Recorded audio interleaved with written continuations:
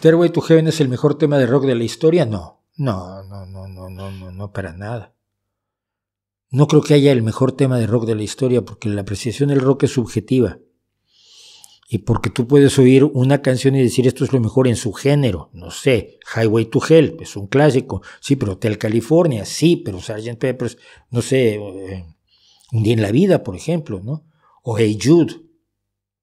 Pero también puedes decir cosas a favor de miles. O sea, no hay mejor canción de rock, sobre todo con la enorme producción que hubo y que sigue habiendo, aunque no esté en los lugares principales de ventas, aunque no esté tan a la vista, porque los espacios los ocupa el pop muy decente como el que hace Taylor Swift o Dua Lipa o Olivia Rodrigo. Tampoco estoy en contra de ese pop, pero es el que está al frente.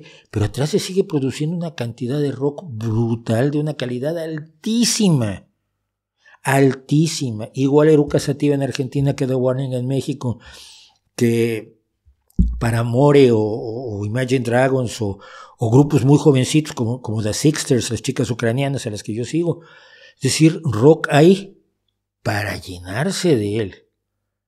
Entonces, pues, igual la mejor canción del rock la hizo un grupo desconocido que solo la grabó en un cassette que está escondido en un ático polvoriento y olvidado en el centro de Bratislava.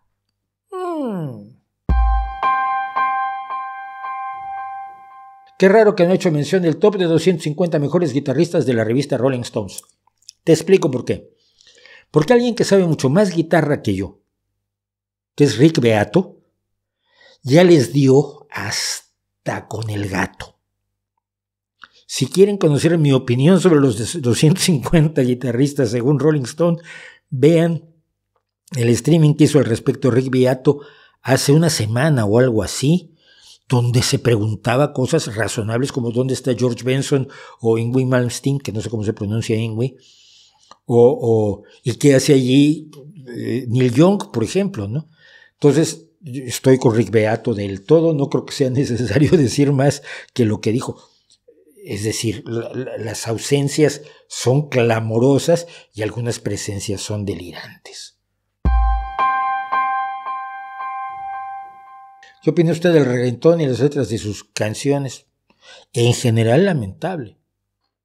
Y he oído mucho, desafortunadamente. Pero mi hijo oye reggaetón, no oye reggaetón, pero no lo escucha. Y yo de pronto paso y escucho algo y me quedo, veo en Shazam qué canción, qué rollo es. Entonces veo la letra, voy con mi hijo, oye, tú estás oyendo esta canción que dice esto y esto y esto, que las chicas son así y asado, y que hay que vender mucha droga y matar a mucha gente a puñaladas. Y mi hijo me mira como, no, yo no oigo eso, y sí, es lo que estabas oyendo.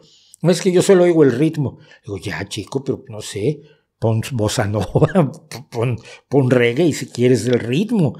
Pero chico, lo que estás oyendo es esto. Y mi hijo mismo dice, no, pero es que esto no va. ¿Qué opinas de la banda Pretty Reckless? Me gusta sin excesos. Y hay una cosa que me disgusta y de cierta parte de la música en general, y es que me vendas la sexualidad de la cantante.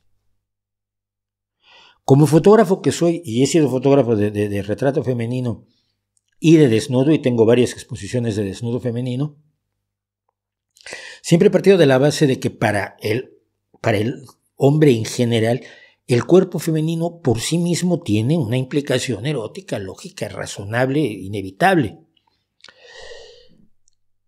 Pero cuando estás haciendo música, haz música. No me vendas tu sexualidad. Porque entonces la primera conclusión a la que yo llego es que no le das demasiada importancia a tu música. Porque me estás vendiendo tu sexualidad. Creo que Pretty Reckless hace eso. Creo que lo hacen muchísimos grupos, donde la personalidad de la cantante se destila demasiado en su sensualidad, ya no en su sexualidad, en su sensualidad, que opaca el fenómeno musical, letrístico, instrumental, etc. Y no me gusta. Y mira, hay bandas que tienen un sonido que me gusta, pero esa aproximación me echa para atrás. Dea Matrona es una de ellas. Me parece que las dos son grandes instrumentistas, se intercambian, las dos son bajistas y guitarristas, escriben sus propias canciones, tienen una voz maravillosa, pero su presencia depende muchísimo de su sensualidad, que son dos mujeres hermosas, delgadas, etc. Me echa eso para atrás en muchos casos, fíjate, cuando es demasiado obvio, porque cuando no es obvio, que es lo que yo traté de hacer en mi fotografía, de nunca hacer obvio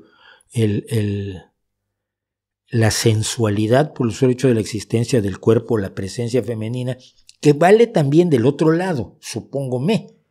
Cuando un tipo te está vendiendo que está buenísimo antes de venderte su música, me genera un conflicto desde el punto de vista de la creatividad y de la apreciación de lo que se me está ofreciendo como público.